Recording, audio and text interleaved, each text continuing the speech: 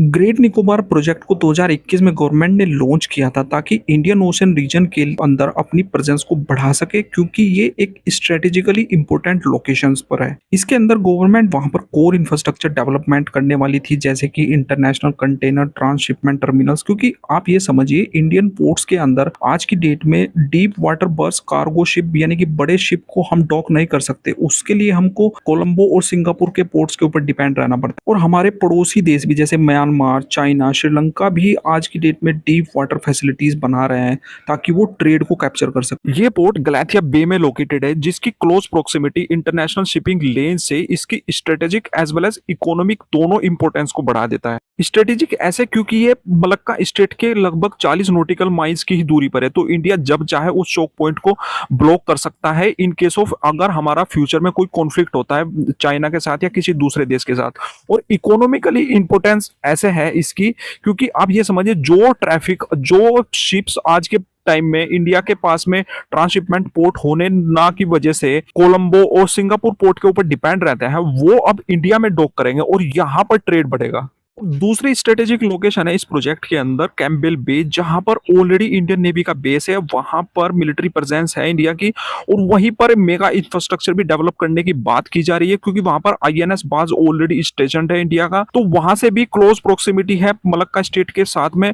तो इंडिया के पास में ये दोनों स्ट्रेटेजिक लोकेशंस बहुत ज्यादा इंपॉर्टेंट है, इसलिए वहां पर ये प्रोजेक्ट को डेवलप किया जा रहा है। और दूसरा इसका ऑब्जेक्टिव था कि ग्रीनफील्ड इंटरनेशनल एयरपोर्ट्स बनाए जा सके वहां पर, क्योंकि इंडिया चाहता है इंटरनेशनल और इंडियन टूरिस्ट को वहां पर अट्रैक्ट हो, क्योंकि आज की डेट में फुकेट आइलैंड्स और सिनांग सिटी इनमें बहुत लोग जाते हैं। पोर्ट ब्लेयर के एयरपोर्ट को डेवलप करके लगभग इंडिया 1.8 मिलियन पैसेंजर्स को एनुअली अट्रैक्ट कर सकता है। और तीसरा इसका ऑब्जेक्टिव था प्लांट टाउनशिप वहां पर डेवलप की जाए, क्योंकि अब देखिए वहां पर रेजिडेंशियल और कॉमर्शियल और इंस्टीट्यूशनल रिक्वायरमेंट्स को पूरा करने के लिए उस वहां पर एक सिटी की तरह पोर्ट लेड डेवलपमेंट किया जाएगा आइलैंड के ऊपर, जहां पर personal service providers, associated economic activities को भी वहां पर परफॉर्म किया जा सकता है। चौथा ऑब्जेक्टिव था वहां पर पावर प्लांट का डेवलपमेंट के लिए, क्योंकि आप ये समझिए currently Andaman and Nicobar islands के अंदर वहां पर पावर प्लांट्स तो है नहीं, तो वहां पर डीजल जनरेशन सेट्स का यूज किया जाता है ताकि वहां पर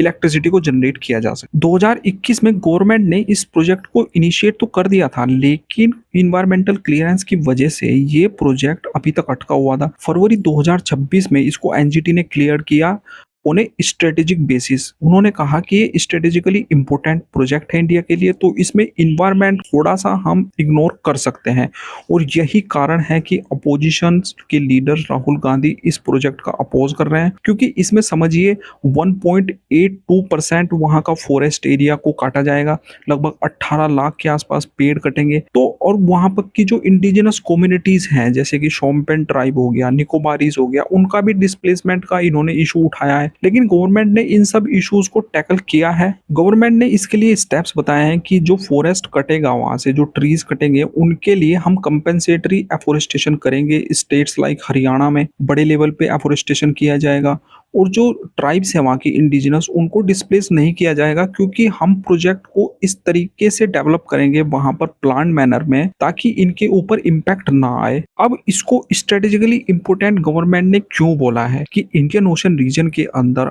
आज की डेट में इंडिया इतना ज्यादा प्रेजेंस नहीं है, क्योंकि हमको ये समझना होगा उससे पहले कि 2003 में चाइनीज प्रेसिडेंट ह्यू जिनटाओ ने एक कॉन्सेप्ट दिया था मलक्का डिलेमा का। तो इसके बाद से ही चाइना ने इस इंडियन ओशन रीजन में अपने आप को डेवलप करना शुरू किया, क्योंकि वो लोग जानते थे कि अगर स्टेट ऑफ मलक्का बंद हो जाता है तो चाइना की लाइफलाइन रुक जाएगी, क्योंकि 75% ट्रेड चाइना का स्टेट ऑफ मलक्का के ऊपर डिपेंड करता है। तो उसके बाद से ही चाइना ने एक थ्योरी डेवलप की, स्ट्रिंग ऑफ पल्स। उसके हिसाब से इंडियन ओशन रीजन में मिलिट्री बेसिस और पोर्ट्स का डेवलपमेंट कर रहे हैं। जैसे आप देख सकते हैं चित्तगोंग पोर्ट हो गया बांग्लादेश के अंदर, म्यांमार का पोर्ट हो गया, उसके भी ऊपर चाइना इंफ्रास्ट्रक्चर डेवलपमेंट कर रहा है। हम्बनटोटा पोर्ट को श्रीलंका के चाइना ने 99 ईयर की लीज पर लिया हुआ है, लोन रिपेमेंट नहीं कर पाया था श्रीलंका। उसके बाद से जिबूटी के अंदर मिलिट्री बेस चाइना ने बना के रखा हुआ है। हालांकि इन पोर्ट्स को चाइना बताता है कि लॉजिस्टिक और ट्रेड पर्पस के लिए यूज करता है, लेकिन समय आने पर चाइना इन पोर्ट्स को और बेसिस को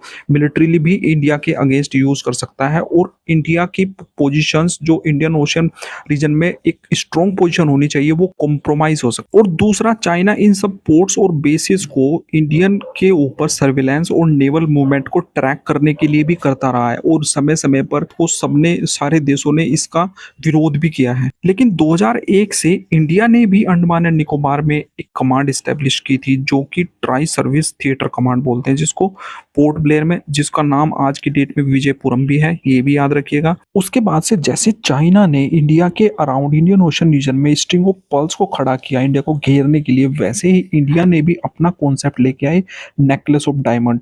इसमें इंडिया ने दुनिया भर के पोर्ट्स के साथ, जैसे सबांग पोर्ट हो गया और सिंगापुर का पोर्ट हो गया, सेशल्स का पोर्ट, दुक्कम पोर्ट ओमान का हो गया, चाबार पोर्ट ईरान का हो गया, सेंट्रल एशियंस और ऊपर मंगोलिया, जापानीज, इन सब के साथ में इंडिया ने रिलेशंस बनाने शुरू करे और वहां पर अपना इंफ्रास्ट्रक्चर खड़ा करना शुरू किया। तो ये फिर ओवरऑल चाइना को चारों तरफ से घेरता है। स्ट्रिंग ऑफ पर्ल्स को ऐसे इंडिया ने काउंटर किया, लेकिन हम बड़े लेवल पे कुछ भी डेवलपमेंट नहीं कर पाए थे। जैसे चाइना ने अपने बॉर्डर एरियाज में, खासतौर पे तिब्बत और ल्हासा वाला एरिया जो है, वहां पर चाइना बॉर्डर विलेज डेवलप कर रहा है, मॉडल विलेज जिनको बोलता है। वहां पर उसके मिलिट्री पर्सनल, सर्विलेंस इक्विपमेंट्स, वहां पर इस तरह का इंफ्रास्ट्रक्चर उन लोगों ने डेवलप कर दिया है। एक बड़े लेवल पे रोड नेटवर्क तैयार कर रहे हैं। अब आप ये समझिए, अगर किसी देश का कॉन्फ्लिक्ट हो जाता है तो उसको अपनी सेना को बॉर्डर एरियाज तक पहुंचाने के लिए लॉजिस्टिक और रोड नेटवर्क की जरूरत पड़ती ही पड़ती है। लेकिन अगर वो इंफ्रास्ट्रक्चर ही उनके पास ऑल वेदर कनेक्टिविटी नहीं है, तो वो अपनी सेना, चाहे वो कितनी भी बड़ी सेना बना ले, चाहे वो कितना भी बड़ा डिफेंस बजट खर्च कर ले, वो काम नहीं आएगा जब तक बॉर्डर एरियाज में सेना की प्रेजेंस नहीं होगी। तो इस बात को देखते हुए इंडिया भी अरुणाचल प्रदेश में मॉडल विलेजेस और बाकी जो हमारे इंटरनेशनल बॉर्डर से सटे हुए जो स्टेट्स है उनके अंदर ऐसे गांव डेवलप कर रहा है। तो इसी स्ट्रेटेजी को ध्यान में रखते हुए इंडिया ने भी ग्रेट निकोबार प्रोजेक्ट को डेवलप किया है। यहाँ पर हम चाइना का जो रीजनल इन्फ्लुएंस बढ़ रहा है, इन दोनों स्ट्रेटेजिक लोकेशंस को हम उसमें भी यूज करेंगे, क्योंकि यहाँ पर डुअल यूज के इंटरनेशनल एयरपोर्ट डेवलप किया जा रहा है और इंफ्रास्ट्रक्चर भी। हम उसको सिविलियन खाली पर्पज से ही इंफ्रास्ट्रक्चर डेवलप नहीं कर रहे हैं, वहां पर हम उसको मिलिट्रीली भी यूज करेंगे, उसका डुअल पर्पज रहेगा। इंडिया ये बखूबी जान चुका है, क्योंकि स्टेट ऑफ मलक्का एक मैरीटाइम चौक पॉइंट है जहां पर लगभग दुनिया का 40% ग्लोबल ट्रेड पास होता है, खासतौर पर चाइना का। अगर फ्यूचर में, और ये इसकी पूरी संभावना है कि इंडिया का और चाइना का फ्यूचर में कॉन्फ्लिक्ट जरूर होगा किसी ना किसी बात को लेकर के। तो उस टाइम पे अगर हमारी पोजीशंस, नेवल, हमारा मूवमेंट और हमारी स्ट्रेटेजिक लोकेशन अगर मजबूत रहेगी इंडियन ओशन रीजन के अंदर, तो हम चाइना को टैकल कर सकते हैं। नहीं तो चाइना पूरी चारों तरफ से हमको घेर लेगा और हम कुछ नहीं कर पाएंगे। एंड ऑब्वियसली ये इंडिया के ट्रेड के लिए भी फायदा रहेगा। अगर हमारे ट्रांसशिपमेंट पोर्ट बनेंगे तो दुनिया का जो ट्रेड हमारे यहाँ से जा करके कोलंबो पोर्ट पे या सिंगापुर पोर्ट पे वो डॉक करते हैं बड़े शिप, तो वो इंडिया में रुकना स्टार्ट हो जाएंगे। और यहाँ पर ट्रेड की वजह से इकोनॉमिकली भी हमको बहुत फायदा होगा, क्योंकि आज की डेट में इंडिया अपना लगभग 95% ट्रेड जो है वो सी के थ्रू करता है। हालांकि चाइनीज गवर्नमेंट ने मलक्का डिलेमा का भी अल्टरनेटिव ढूंढ लिया था। थाईलैंड के अंदर उन्होंने प्रपोज किया था कि करा कैनाल बनाया जाए। थाईलैंड की गवर्नमेंट मान भी गई थी, लेकिन इन्वायरमेंटल कंसर्न की वजह से वहां की पब्लिक ने जब प्रोटेस्ट किया तो उसको कैंसिल करना पड़ा वहां की गवर्नमेंट, और अब उसको एक लैंड ब्रिज के तौर पे प्रपोज किया गया है। और क्योंकि अब उसमें लैंड के ऊपर से जाएगा तो उसमें बड़े अमाउंट में इन्वेस्टमेंट चाहिए होगा, तो वो अभी भी पेंडिंग ही पड़ा हुआ है।